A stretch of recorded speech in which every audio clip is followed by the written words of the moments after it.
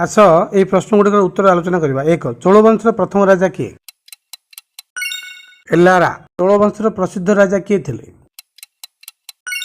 कारिकाला। चोल वंशर राजधानी केउंठी थिला? उराईयाउर। चोल वंशर संकेत कौन थिला? बाघ। चोल साम्राज्य केउंठी विस्तार लाभ करथिला?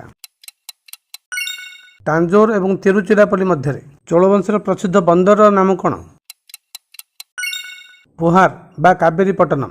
चोल वंशर प्रथम राजा कृतित्व कौन थिला? श्रीलंका अधिकार करी ताहाकु 50 वर्ष शासन रे रखिथिले। चोल वंश राजा कारिकाला जनहितकर कार्य कौन थिला? कावेरी नदीर दुई पाखरे 160 किलोमीटर पत्थर बाड़ निर्माण कर। चोल वंशर पतन किपरि घटिला? उत्तर पटु पल्लव वंशर आक्रमण द्वारा। धन्यवाद।